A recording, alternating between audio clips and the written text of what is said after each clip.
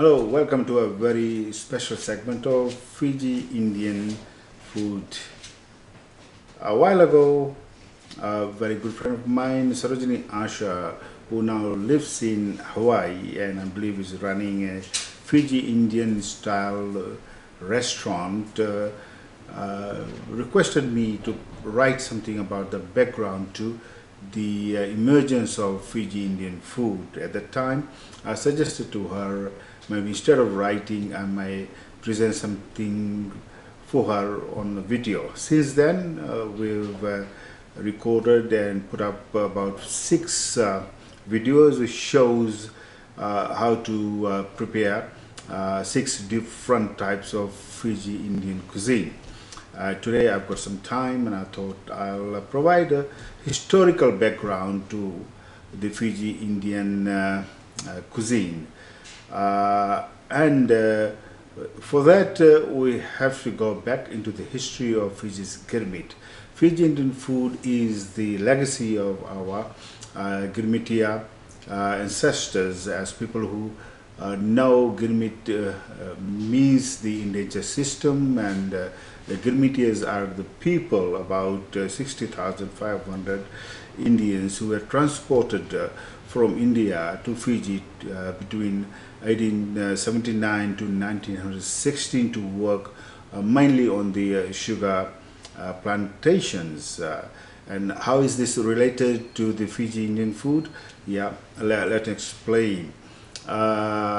Fiji Indian food is a unique blend of food which is only found, I would suggest, in Fiji and now in the diaspora, where it has been taken by the people who have left Fiji since 1987 and much earlier. So how did this uniqueness about the Fiji Indian food come about? It goes back from the various regions from where the girmitiyas were plucked and transported to Fiji. First of all, the first lot of girmitiyas were brought from Bihar, which is northern part of India.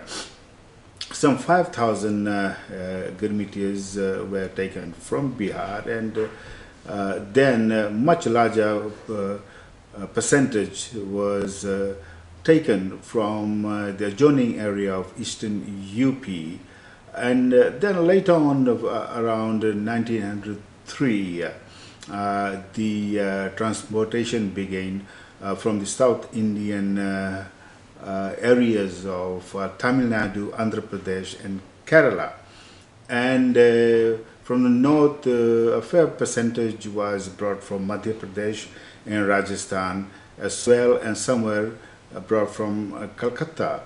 And apart from the girmitiyas, free arrivals came from Punjab and from Gujarat area as well. So in a way, Fiji eventually within that period was represented by almost all parts of India, and each part brought with them their own unique culture. India is a large place, and people who have been to India, all around India, like what I have done, you'll notice that even though it's in one country, each state has got its uniqueness. For instance, in Bihar, the food is prepared in certain way, and in only about 50 to 100 kilometers away in eastern UP, especially in Lucknow, is cooked slightly differently, where the Mughal influence was there.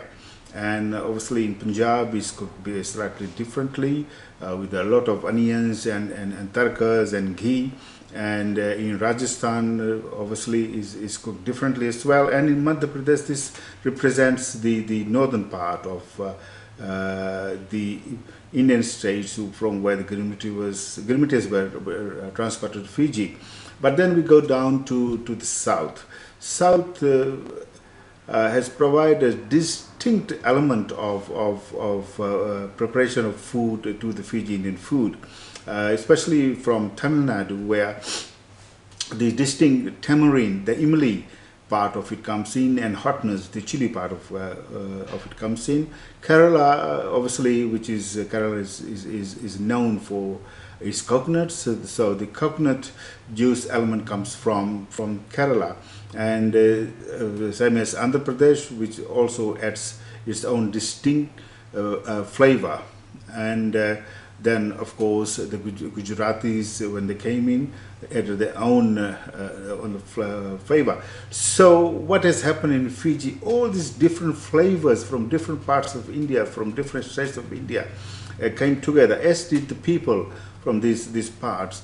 They spoke the same, began to speak the same language after a while, because they were put together in the same areas, same villages. They shared their language, and also the food. I remember when I was young, growing up in Natambua, we used to invite especially our South Indian friends and relatives, and they would come home, and we'd request them to make meat dishes, especially in their own style, which is, as in Fijian language, is more chatak than the North Indian dishes.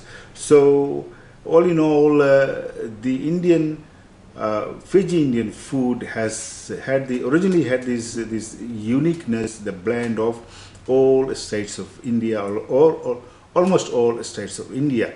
And then as time went on, the Fiji Indian food got its additional richness from the local influence. The native Fijians, the lolos, the fish, the way it was cooked, and also from the Chinese. As people know, there's a fair percentage of Chinese were brought as indentured laborers before the Indians were brought to Fiji, and they retained their own unique way of cooking, but that was incorporated into the Fiji Indian style of cooking, and so it's got own blend of Fiji Indian Chinese food. And the Indian also, as we know, wherever they go, they do Indianize every ingredient, which they can put their hands on, or which they can cook. So, for instance, cassava, which is very much used in Fiji, and dalo and breadfruit, the Indians would have they done, instead of just boiling it, they also add some spices to it.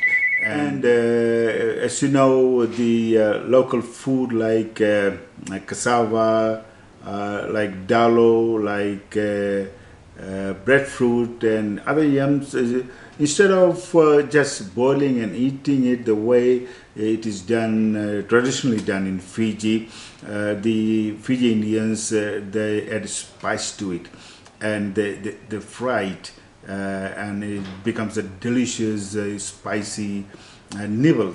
And also they curryfy it. They also make curry out of breadfruit and taros and things like that. So in the end,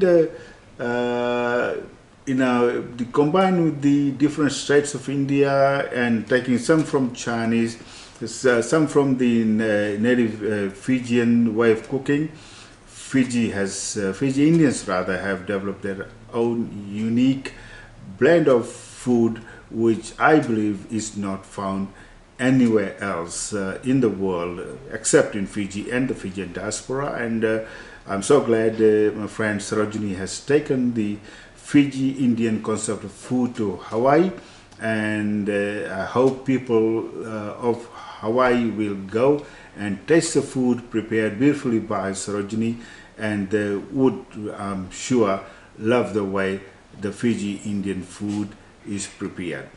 If I've got a chance, I will provide with more information, but I'm surely going to make some more videos of how to prepare Fiji Indian food.